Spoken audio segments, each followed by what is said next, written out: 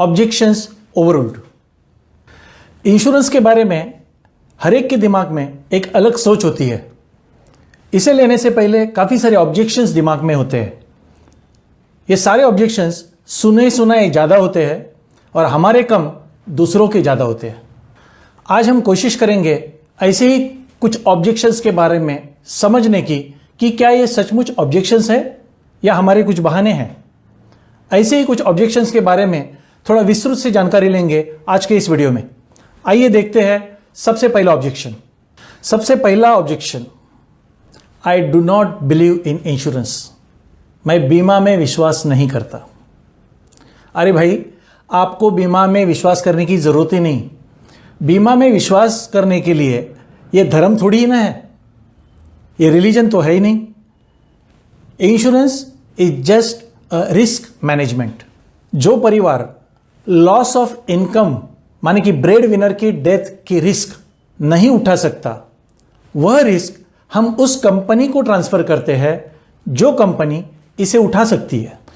उदाहरण के तौर पर अगर आपकी उम्र के 100 लोग हैं तो उनमें से एक आदमी की डेथ इस साल पक्की होने वाली है। इस बात से कंपनी को कोई फर्क नहीं पड़ता क्योंकि 99 आदमी जिंदा रहने वाले हैं और वो 99 आदमी प्रीमियम भी भरने वाले हैं। मगर ये एक आदमी अगर आप हो तो आपके परिवार को 100% फर्क पड़ने वाला है और इसी को रिस्क मैनेजमेंट कहते हैं। आपके कल ना रहने की रिस्क जो परिवार उठा नहीं सकता, ऐसे परिवार को यह रिस्क उस कंपनी को देनी चाहिए जो कंपनी इस रिस्क को उठा सकती है और इसी कंपनी को इंश्योरेंस कंपनी कहते हैं। It is as simple as that. Insurance एक तूफान डाइवर्टर है। जो तूफान आपके परिवार पे आने वाला था, उस तूफान को उस इंश्योरेंस कंपनी की तरफ मोड़ा जाता है जिससे कि आपका परिवार फाइनेंशियली सुरक्षित रहे। ऑब्जेक्शन नंबर 2, लोग कहते हैं premium is a big problem. Insurance policy में बार बार लगातार कई साल तक हमें प्रीमियम भरना पड़ता है। फ्रेंड्स, हम कई जगह पे पैसा देते हैं, जैसे कि स्कूल में जब हम पैसा देते हैं उसे फीस कहते हैं जिससे हमें मिलता है ब्राइट फ्यूचर। हॉस्पिटल में अगर हम पैसा देते हैं तो उसे मेडिकल चार्जेस कहते हैं जिससे हमें मिलता है रिलीफ एंड लाइफ। गवर्नमेंट को हम पैसा देते हैं जिसे टैक्स कहते हैं जिससे हमें मिलता है इंफ्रास्ट्रक्चर। लैंडलॉर्ड जिसे हम पैसा देते हैं उसे रेंट कहते हैं जिससे हमें मिलता है शेल्टर। और लाइफ इंश्योरेंस कंपनी को जो हम पैसा देते हैं उसे प्रीमियम कहते हैं जिससे हमें मिलता है family security and all above. अगर परिवार का ब्रेड विनर ना रहा तो इंश्योरेंस कंपनी का प्रीमियम भरना बंद हो जाएगा, मगर बाकी सारे परिवार के खर्चे जैसे कि स्कूल, हॉस्पिटल, गवर्नमेंट, लैंडलॉर्ड, ये तो चालू ही रहने वाले हैं और इन सारी चीजों की जिम्मेदारी लेता है इंश्योरेंस प्रीमियम। मतलब premium is not a problem, in fact premium is a solution to all the problems जो ब्रेड विनर के ना रहने पर आने वाले हैं। Objection number 3, there is no returns in insurance policy. कई लोग ये कहते हैं। Friends, let me remind you once again, insurance ये रिटर्न्स के लिए नहीं होता, ये होता है फैमिली प्रोटेक्शन और फ्यूचर प्रोविजंस के लिए। आइए एक चार्ट देखते हैं जिसमें इंश्योरेंस में कितने रिटर्न्स होते हैं ये मैं आपको बता देना चाहता हूं। दोस्तों, इस चार्ट में आप देख सकते हैं अगर कोई 20 साल का लाइफ इंश्योरेंस प्लान लेता है तो 20 साल बाद मैच्योरिटी के वक्त आपको 6% टैक्स फ्री रिटर्न्स मिलते हैं। मगर पॉलिसी होल्डर की अगर 15वें साल में मृत्यु हो जाए तो आने वाले रिटर्न्स होते हैं 13%। अगर यही मृत्यु 10वें साल में हो जाए तो आने वाले रिटर्न्स बनते हैं 26%। अगर यही मृत्यु अगर 5वें साल में होती है तो रिटर्न्स बनते हैं 67%। और भगवान न करे मगर अगर यह डेथ 1 साल बाद होती है तो आने वाले रिटर्न्स बनते हैं 2500%। हमें कितने रिटर्न्स चाहिए या हमें खुद को तय करना होगा। फ्रेंड्स, लाइफ इंश्योरेंस गॉड नहीं है, मगर गॉड का ब्लेसिंग जरूर है। गए हुए आदमी को वापस कभी लाया नहीं जा सकता, मगर परिवार को आर्थिक मदद जरूर की जा सकती है।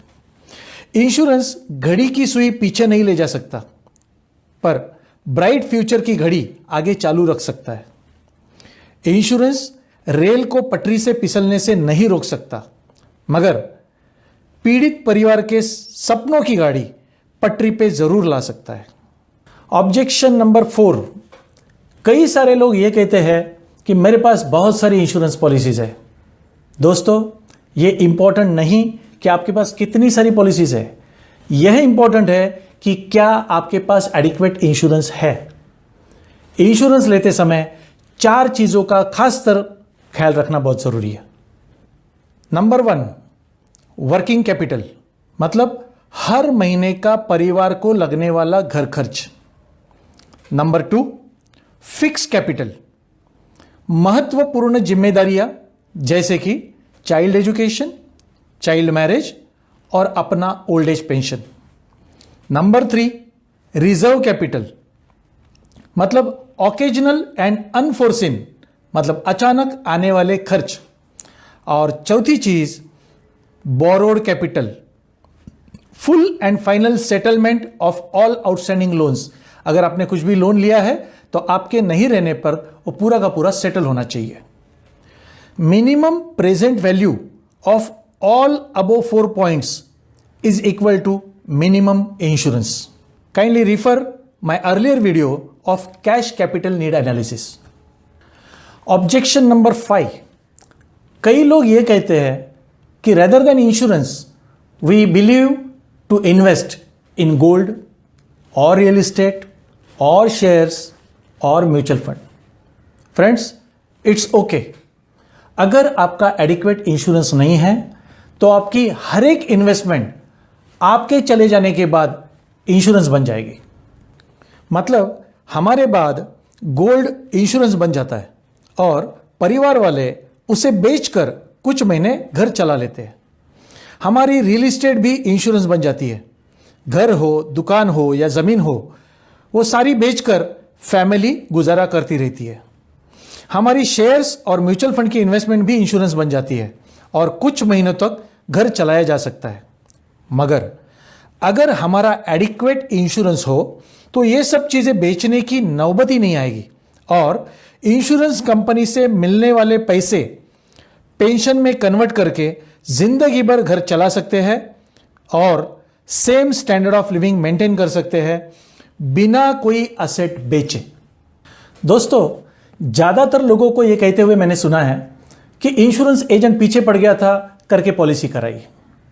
मुझे एक बात समझ में नहीं आती, इसमें इंश्योरेंस होगा आपका, कंपलसरी सेविंग होगा आपका, इनकम टैक्स बेनिफिट मिलेगा आपको, रिस्क कवर होगी आपकी, मैच्योरिटी मिलेगी आपको, प्रोविजन होगा आपके परिवार का, और इतने सारे बेनिफिट आपके होने के बावजूद इंश्योरेंस एजेंट आपके क्यों पीछे पड़ना चाहिए?